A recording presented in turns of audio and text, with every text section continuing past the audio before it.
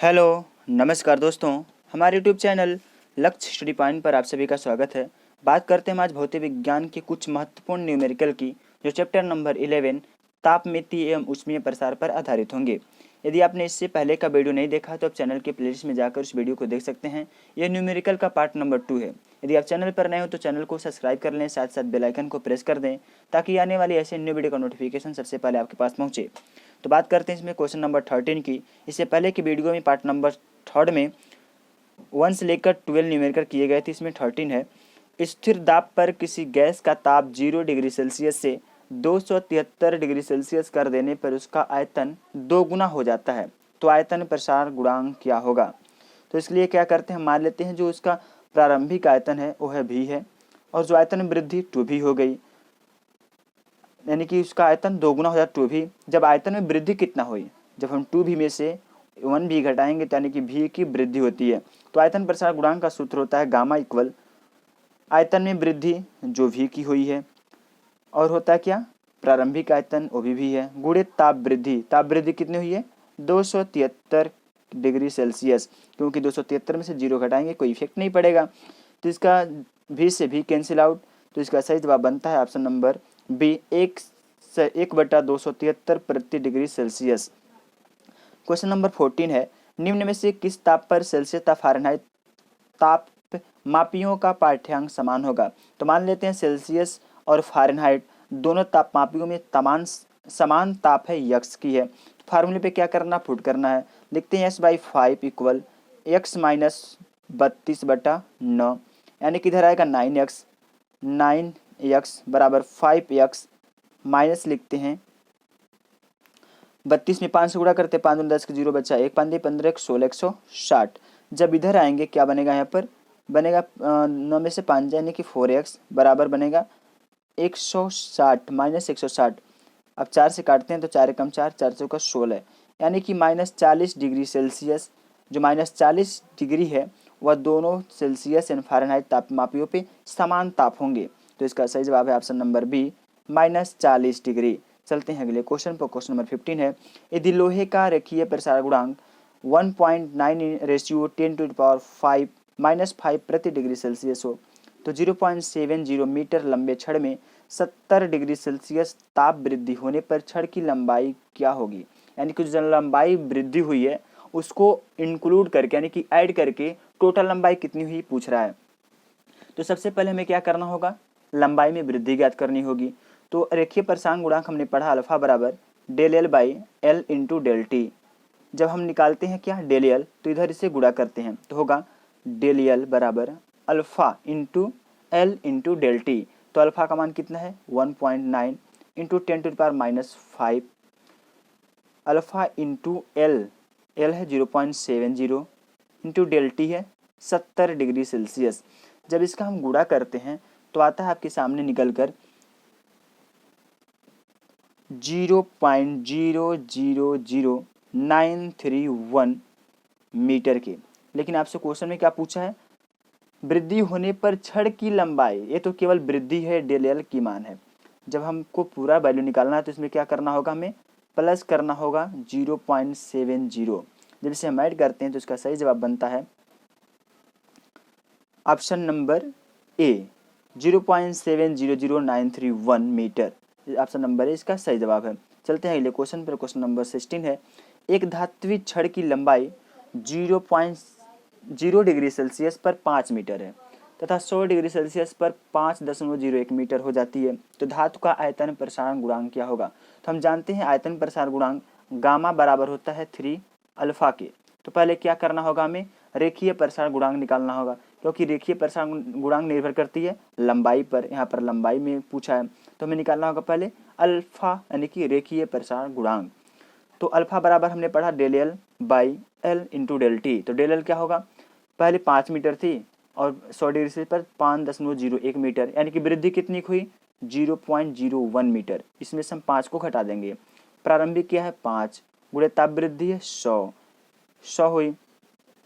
तब इसे हम क्या लिखेंगे, जब ऊपर जाएगा तो हम इसे लिख सकते हैं क्या, 0.01 होल डिवाइडेड बाई 500।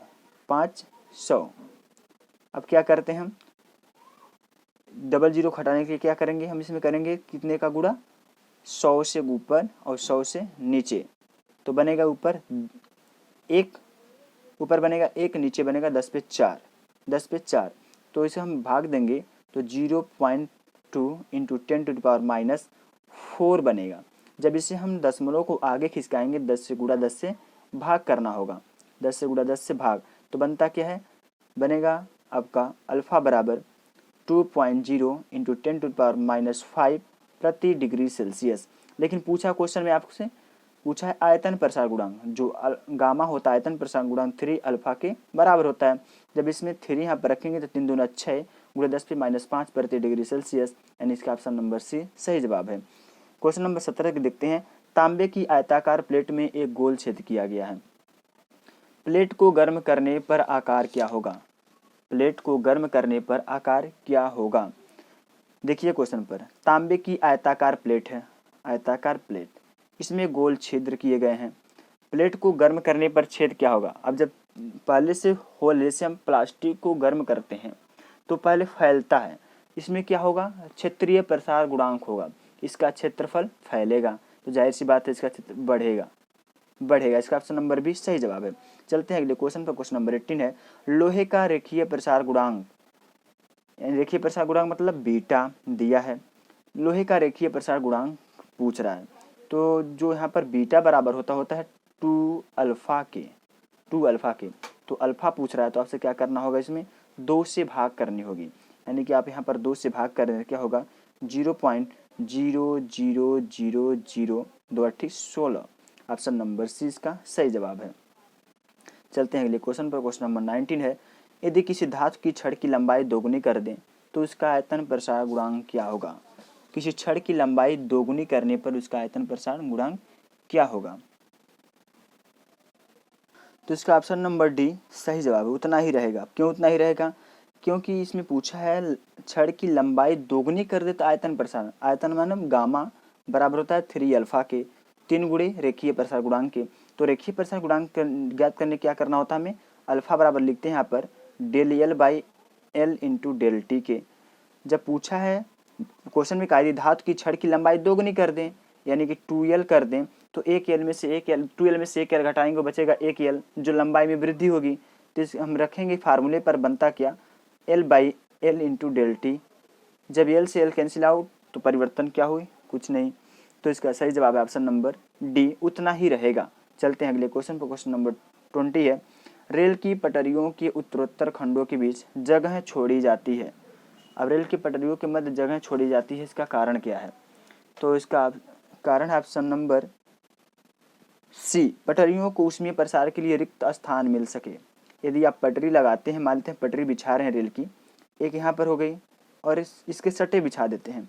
जब मौसम गर्मी की होती है तो उसमें ताप से ऊष्मीय प्रसार होती है, यदि इस जगह न पाए फैलने के लिए तो बीच में रेल की पटरी टेढ़ी मेढ़ी हो जाएगी, जिससे रेल दुर्घटना हो सकती है। इसीलिए छोड़ा जाता है गैप, ताकि इससे पटरियों को ऊष्मीय प्रसार के लिए रिक्त स्थान यानी कि स्थान मिल जाता है। इस पर एक और क्वेश्चन आता है, जो लोहे वाली पुल होती है उसकी एक सिरा कसा होता है, एक सिरा क्यों खुला छोड़ दिया जाता है, उसका भी कारण होता है रेखीय प्रसार गुणांक यानी कि ऊष्मीय प्रसार गुणांक का कारण होता है। चलते हैं अगले क्वेश्चन पर। क्वेश्चन नंबर 21 है, 100 डिग्री सेल्सियस ताप बढ़ाने पर छड़ की लंबाई 0.2 डिग्री सेल्सियस बढ़ जाती है, तो छड़ के पदार्थ का रेखीय प्रसार गुणांक क्या होगा। यहाँ पर पूछा 0.2 डिग्री सेल्सियस बढ़ जाती है, 0.2% बढ़ जाती है, क्या बढ़ती है, छड़ की लंबाई। तो इसका मान होगा डेल एल बाई एल, जो वृद्धि होगी इसको हम क्या करेंगे, परसेंटेज को रिमूव करेंगे। तो परसेंटेज को रिमूव करते हैं तो करते हैं 100 से भाग, तो डायरेक्ट लिख सकते हैं 0.2 इंटू 10⁻⁻2 डायरेक्टली लिख सकते हैं। और ताप क्या दिया है, 100 डिग्री सेल्सियस पूछा क्या है, रेखीय प्रसार गुणांक फार्मूले पे फिट करना है। अल्फा बराबर होता है del L by L into 1 by del T के, यही होता है। अब आपको रखना क्या है, दिया है 0.2 इंटू 10⁻⁻2 बटा डेल टी 100, जब ऊपर जाएगा तो बनेगा 10⁻⁴, यानी कि 0.2 इंटू 10⁻⁴ प्रति डिग्री सेल्सियस बनेगा। आपको टी इधर करना है 2, तो गुणे 10 से भाग गुणे 10 से गुणा में 10 से भाग करना पड़ता है। गुणा करेंगे तो 2.0 होगा, भाग करेंगे 10-5 हो जाएगा। ऑप्शन नंबर ए इसका सही जवाब है। 2 × 10-5 प्रति डिग्री सेल्सियस। चलते हैं अगले क्वेश्चन पर। क्वेश्चन नंबर 22 है, एक वृत्तीय गोले की हाल की यहाँ होल होना चाहिए, आंतरिक परिधि 25 डिग्री सेल्सियस ताप पर 200 सेमी है। होल को 200.48 सेमी परिधि की एक लकड़ी के पहिए पर चढ़ाने के लिए गर्म करना होगा। यानी आपको पूछा है ताप परिवर्तन कितनी करनी होगी। तो पहले दिया है 25 डिग्री सेल्सियस, समझ में आ रहा है, 25 डिग्री सेल्सियस दिया है। आपसे पूछा है ताप में कितनी परिवर्तन करनी होगी।